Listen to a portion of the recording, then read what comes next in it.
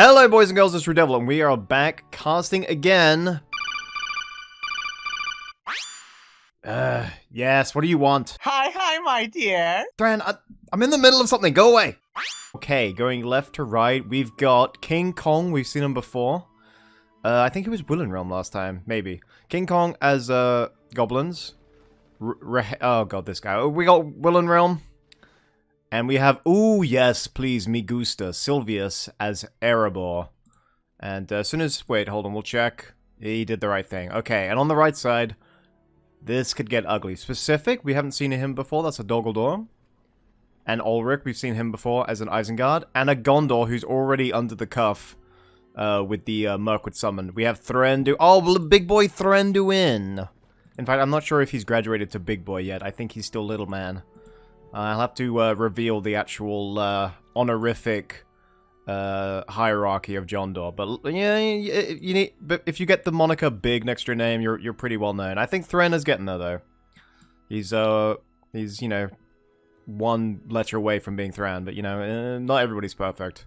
So I'm not gonna make predictions in the beginning because it's a 3v3 and I'm gonna fuck it up. Maybe we'll see Risen Dead if he's going with no spiders, but he's going with the jail start. I think maybe the next building he'll go for is the Spire of Sorcery, if that's the case. We got plenty of mills. I expect, yeah, Mountain Orc Lodge for the goblins. On a 3v3, no one's ever going to go Screechers. I think the only time you'd see them is from, like, the Fort Summon or the Great Goblin. And Gondor will be pretty standard. It will be your opening fiefdom start. Let's just enjoy the Lin here, shall we? You know, there's so many fiefdom units, I actually forget how each one sounds. I think the Clansmen of Lamadon have, like, the deepest ones. I forget how Lin here sound, though. But, you know, they're still pretty cool. I think Tolkien liked the letter L just a bit too much when he was going through the fiefdoms of Gondor. It seems like most of them are L. Or at least 3 of them. 3 or 4. Alright, and a little disappointing, he's going with the Sylvan start. I'm completely over Sylvan now. We're getting, it's Woodman. It's Woodman all the way, buddy. But that's just me. So, he's got archers, but they could actually hit the warg and then run away. Like, yeah, they'd aggro the warg, but they could get a good volley off. It would have been a lot quicker than using the Faraday, because this warg has already come back. Mastercraft by Rahael. I've the Willen Realm. Alright, fiefdoms are moving up. No cap of the signal fire. I think Faraday could probably go for the outpost. He hasn't done that yet. Pro tip, if you're in any team game ever and you're Willen Realm, you cap the neutral buildings. The Age of the Ring team gave you the ability to cap them better than anyone else. The only one that could probably do that is Dogaldor because they have Thrain. But Faraday are cheaper and faster, so they are by far the best. Okay, so he's going for Broken Rebel. He's upgrading his barracks already, so there's 750 down the drain. We're going to see early Ravagers, which should be able to beat Dwarves, but we'll see how they get on. I don't think... well, this is... We've got a Willen Realm player that doesn't go quick cap on the outpost, and we have a Dwarf player that thought he could kill 3 Trolls. This actually makes for a more interesting game. It's boring when everyone's good all the time. This is why I like to think my videos are so popular. I'm never good all the time, in case you didn't get that. Alright, Rallying Call. The buff from that will definitely supersede the debuff from Dogaldor. And these guys are basically just like slave labor that were given a hatchet and told to go to the front. So they're going to be no match for the ironclad Erebor Dwarves. Alright, we've got Gondor moving in. He's gone with the Pinneth Galen as well. Nice stables. He's stolen that creep. Willen Realm guy. That's really unfortunate. He's losing his front resource buildings. I guess maybe, like... yeah, he's going to have to upgrade one of these to a spearman. Okay, he's doing that. That's like the one weakness with a Woodman start is you don't get the spears. But you do get the dogs, and they're really good. Spider Lair coming out now? Okay, weird. If he's going to spend all this money, I don't think he's got time for, whatchamacallit, for, spiders. And an early Wolfgar from, Ulrich. That's pretty cool to see. And the middle signal fire is taken by, King Kong. And did he have a hero in there, or am I crazy? No, I'm just crazy. Well, we sort of knew that already. I like this forward mine. I like the forward well. if I'm going to be super critical, I would have got the heroic statue before the well, since the leadership is more important than healing out of combat. I like that you can mount him level 1. That brings him some nice versatility.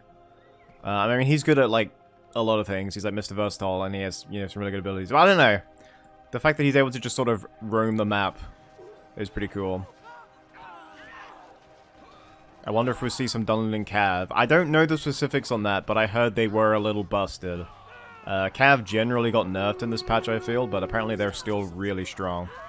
Anyway, Commander's Horn comes in. I think he could... There's just one spearman. I think he can go for it, man.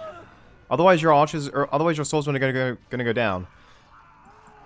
Faraday level 2. I wonder if we'll see the traps again. And there goes the trample. They didn't swap to hold ground, and yet they didn't die. That's strange. It's funny, when I played Cammy, his Penethgillen almost killed my Grimhammers, and yet those Sylvan units didn't die. Not sure why that was. That was very strange. Anyway, double Ravager, lots of Erebor units, Tunnel Collapse, another heroic statue. I think Erebor destroyed the outpost and then Isengard rebuilt it, so that's like 500 to rebuild, but it's definitely worth it. Forlorn coming in to give Fear Resist and XP for his fiefdom units. And are we going to get an XD hit? No, he lets it live. Alright.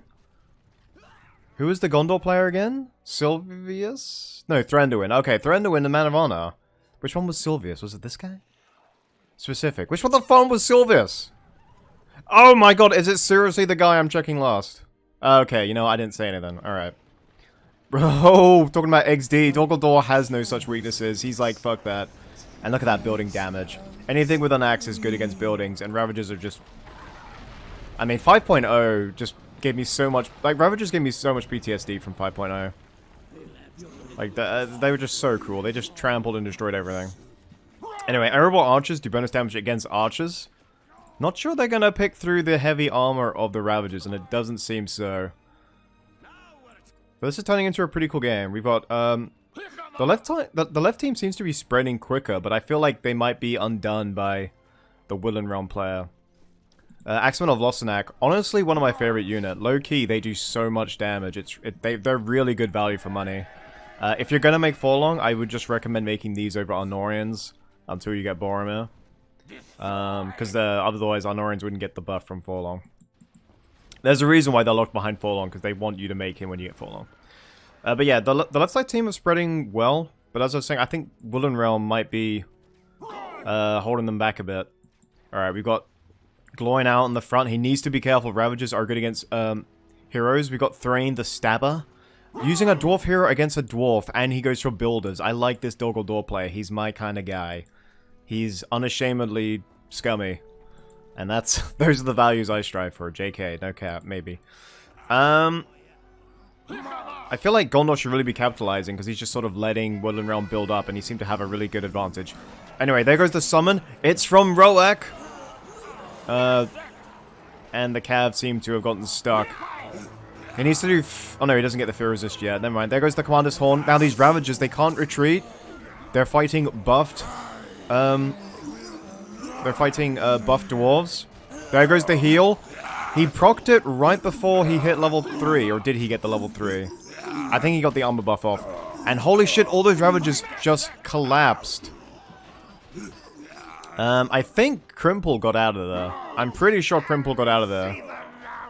Thrain did not, but he sees the mountains in his death rattle. How poetic, how beautiful. At least he died seeing something he loved, you know, after all those years of torment and misery. Yeah, I was looking for Crimple, but didn't see him, so I assumed he got away. But I don't see him on the map. So now I'm thinking the dwarves actually just killed 2 heroes there. That's a big play. That's a big win for the left side team. And all with Gloin at the forefront. I like this guy. Oh my god, what did I say? Not a single pike in there. They got the 50% damage buff from Wolfgar. Holy shit! Hold on, that is the... Okay. Hold on. They're not capped. 700 each, even with outpost money. I'm guessing he only made Wolfgar. That's all we ever saw on the map. Double XD here. Oh, this is actually the greatest thing I've ever seen, but I hate... It's like a car accident. No, this is like a... No! Oh, no! No! Have you ever seen Patton, 1970? What's his name? George Scott. All glory is fleeting. This Dwarven victory here was their fleeting glory. Because the second I said that, they were hit by about 1,000 cav, and then now they're just kissing the dirt. Oh, no, that's not Forged Blades. I'm actually just gonna alt F4 this fucking replay. Hold on. Mother furing bastard. How? How do you get the money for that? Ulrich. Okay. I'm guessing the dwarf player is like, bro, I just got fucked. What the hell is Middle doing? And now Middle's like, okay, well, I guess I gotta do something before I get doxxed. So now he's gonna go march on the, fortress. No heavy armor, and he's making towers, but they're going down. I think Mirkwood needs to push now as well. He's got some Greenwood units. He's got Tauriel for some reason. He needs to push to keep Gondor off his back, because now goblins can go for the Isengard base. Isengard, you need to get back out there now. They're all coming back. There is like 0 dwarf presence now. Literally all gone. Their entire army just died. Tier 2. Elven King's Patience. Oh, he didn't use it. No. If he had used it on the cav, that would have been golden. Anyway, Gundabad Berserkers. Do they have the Forged Blades? They do have the Forged Blades. What is with everyone getting upgrades so quickly? I guess maybe he didn't get the thingy. Anyway, the Hostile Summon comes in. The banner does debuff. And the cav, they should kill all these goblins. So there should be so many power points. These Gundabad Spears, or so these Gundabad Berserkers, if he pops the... They're in formation. No, they're not even in formation. Fell Determination gives you damage now, doesn't it? Dude, you could have probably got the fort there. I mean, maybe not. But the health would be a lot lower if you managed to proc the damage there. Alright, we need to look at... Yeah, Doggeldor just got... I mean, all the kills literally came from Isengard, so Doggeldor, they're 1 point off tier 2, I guess that's fine. I expected Isengard to have more. He got his tier 2 and he's 5 points into it. He killed a whole Goblin army and a whole Dwarven army. I figured he'd actually have more. Alright, more Gundabad Berserkers coming out. Hall of Warriors. And Erebor Redoubt. They're gonna have to build into... See, when you're in a team game, and one person spams Cav and one person spams Ravagers, the person has to build spears, otherwise they get hard counted by the Cav. But if they build spears, then they can't hope to beat Ravagers. So it puts the other team in a really precarious spot, honestly. Anyway, there's some Greenwood Slayers in there. We've got Farron. Shield Bash on autocast because he's not a dumbass. That is such good value. And here come the Trample again. The Outright is temporarily gain increased speed at the cost... And Trample at the cost of armor. That's a good deal. There's no way these heroes are going to get away. The best they can hope for is that he just doesn't see them. Like, there's like some miraculous stealth they have.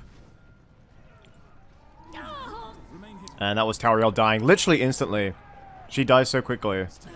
And yeah, Cav will literally just one-shot her. Not literally, but you know what I mean. Okay, send in the goats. Gloin is back from the dead.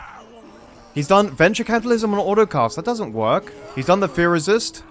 There goes the dreaded Wolf Summon, which is actually weaker, I think, now. Ran into straight into Pikes, but still going strong. We've got Tomb Guard, which gets stronger, remember, as they lose members. And the Wolf Matriarch is actually good against heroes, so he needs to be careful here. Crimple's in there as well. The mine has gone down, so no reinforcements are coming quickly. Does anyone know where Gloin went? Did he just get eaten by those wolves? I think he might have, actually. I think he did. The dwarves are... They were winning. And then Isengard just came in and pooped on them, and now... Yeah, Doggeldor just pushing back hard. Maybe he needs to build up. Maybe he needs to get some Men of Dale, some Iron Hills. Like, tech up a bit. The Guardians don't seem to be doing it. Or at least get King Dane with them.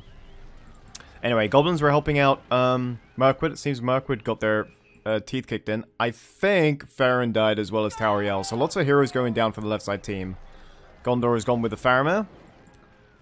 And the Isengard Fortress is still unprotected. It doesn't have steel plating, I think. You can usually tell by the outer ring. It doesn't look like steel plating. Anyway, he's 4 points off. I guess he could go for... I guess he could go for Freezing Rain. Just a hard counter all of the leadership. And... yeah, okay. Gloin did get out. He must have gone in the mine. They must have slipped away. I keep, like, losing track of the heroes in these battles. It's kind of annoying. To watch. It's fine for me. I'm over it. But to watch, it must be like, he's gone in the mine, you jackass! Alright. Here comes the Trebuchet, otherwise known as Crowd Control Central. Can actually screw over your own team because it knocks over indiscriminately, which is how I would expect a giant projectile to work. And Sinethra, I feel like we haven't seen her in a while, but tanky and a pretty good arsenal. And there he is, Bedagond, Bill Paxton, Game Over Man, Game Over, and Sean Bean. Random quote from Sharp, I can't remember, it's been a long time since I've seen Sharp. You guys probably know that. Alright. Elven King's Patience has been used, but it was before the pikes got in there, so I think he's gonna get away. If he does, that's gonna be so frustrating, because Elven King's Patience is like one of the best tier 2s. It can flip any team fight on its head. And yeah, they're all gonna get away. Because basically, this undoes the damage buff that Wolfgar gives them, because it gets rid of leadership. Alright, Clash in the middle. There is no way these dwarves are gonna win. There goes the heal. Vault Wardens are buffed because they're near the mine. Oh, whoop-de-doo. Tomb Guard, there's no way they're going through. There goes the deep... wait, no, he did Ravage? That cuts their armor in half, does it not? There goes the Wolfgar summon. Or, Crimple summon. Sinethra can borrow at level 2. Maybe get in behind there, could do some damage. Tomb Guard are going to dance heroes, but I think the Ravage was a mistake. I think the Ravage was a big mistake, because that cuts their armor in half. And they're facing mithril-tipped arrows. Yeah, I think the Ravage, I think you just shot yourself in the foot with that. Let me just check the stats on that while we look at this team fight here. Alright, look at the crowd control. While I look at these stats. Oh, it's only 25% armor. Okay, well I still think that was the difference. Because the mithril-tipped arrows in the airball cut through. Anyway, there's crowd control. They're just getting cut down now. Boromir is 1 level away from... oh, Faramir! Lamar!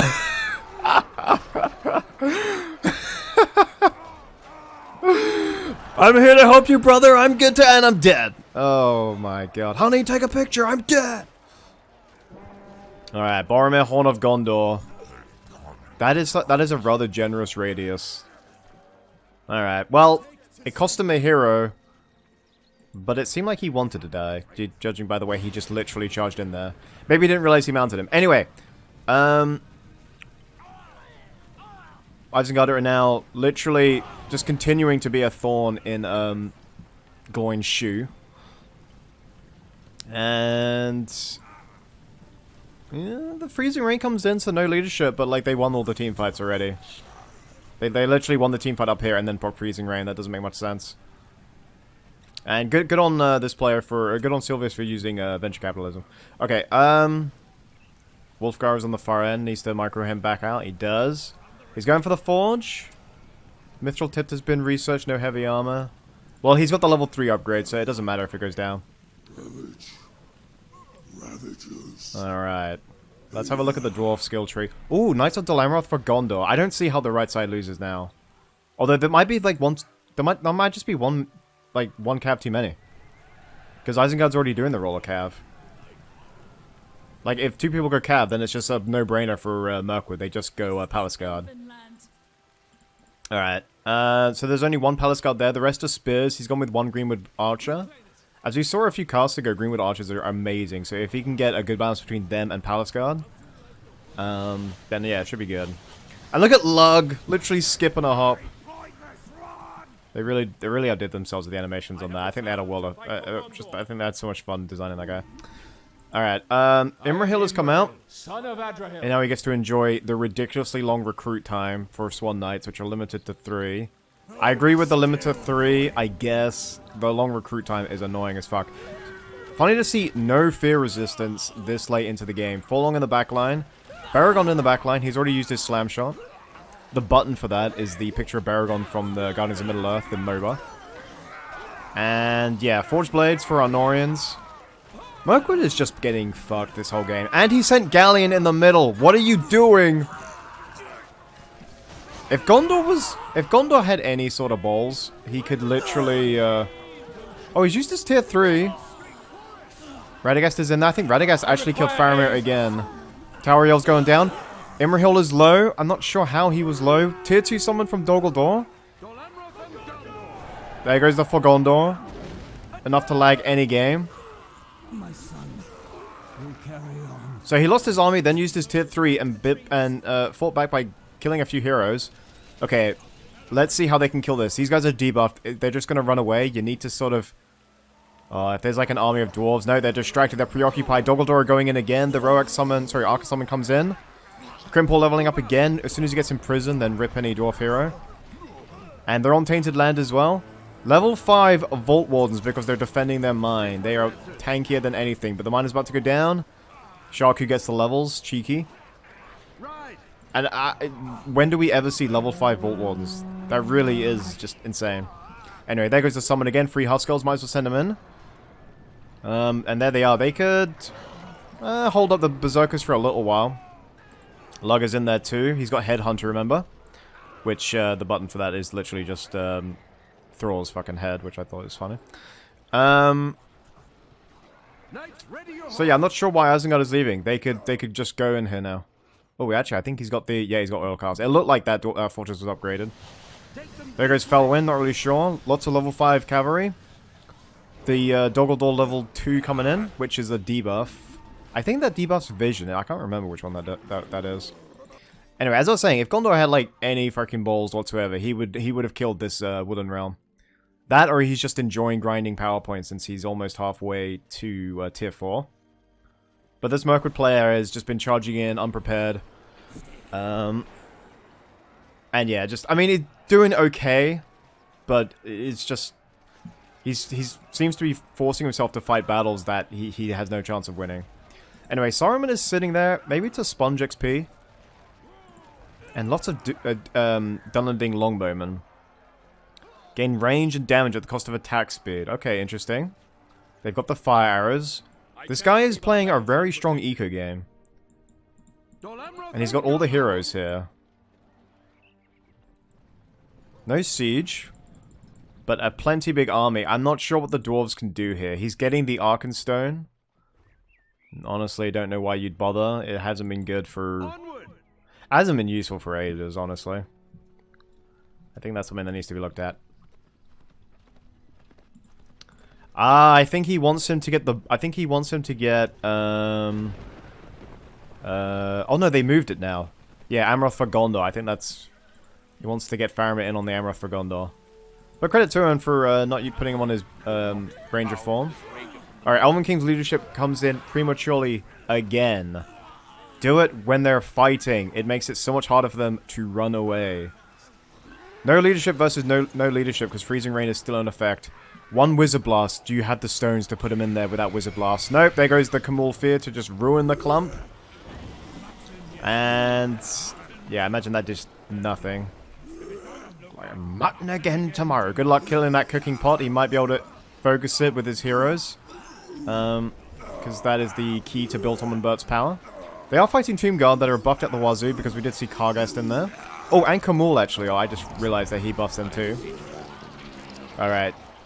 Gondor just compounding the pain by going with Denethor. And I'm not sure how I'm hearing so many, like, croaks and groans. Like, how are they dying? It's buff after buff after buff after buff. How are they losing? Are Thunder Chads that good? These are all terrain buffs for the right side team. Except for Frozen Waste, of course. But they outnumbered him. That is weird as hell how they lost that battle. Alright, Amroth Knight's going in. Needs to be careful not to get his hero skewered. Oh, manages to get him in there. They're being buffed by, for Gondor. And Farron is on the front line again. I think the only reason they don't get deleted is because they're not immediately noticed. And I think he realizes... yeah, okay, he's dead. Farron's got 0 value. Alright, we've got... The dwarves getting double teamed here. Goblins doing their best to defend. We've got 2 Isengard armies, one of archers and one of cav. I wonder why they just don't build siege. Like, Firestones really will, you know, finish this. Anyway, we've got 5 points till tier 4.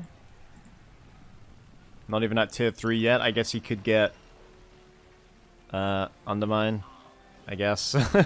It doesn't really help him in this situation, unfortunately. It might be worth getting another tier 1 and then getting for Dwarven Riches. And, what level is Big Imrahil? Level 4. Okay, so he's got his personal damage buff. He grants leadership to all these fiefdom units.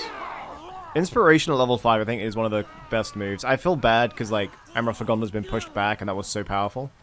But Inspiration will really... Getting that earlier means you can level up your other heroes so much faster as well, so it's pretty good.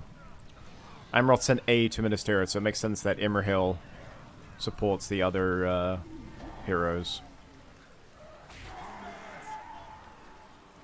Alright, there's Denethor. Level 5, has to level up conventionally now. That was the compromise they came to with him finally. I'll miss the pay to win on him. It was really strong. But there's something cool about paying a hero to level him up. Okay, Ravagers and Tomb Guard will just tank all these all day long. I wonder what Oilcast will do to them. He needs to time it just right. There goes the Ravage. 75% damage boost and 25%. Sorry, I thought the armor debuff was 50%. That's my bad. Okay, Oilcasts, I think when they start to crowd the... Okay, now you pop it. Now I think you're good. Like, I'm flinging out of there. And yikes, that is some good value. It's weird that Oilcast is so much better than the Arkenstone. Alright, Frozen Waste to buff nothing that's there. Some good and bad Wolf Riders. Kind of trampling a little slow, unfortunately. The Dwarven Fortress has gone down. So the Dwarves are effectively out. All he's got left is the Redoubt, which isn't very imposing since it's completely unprotected, unfortunately.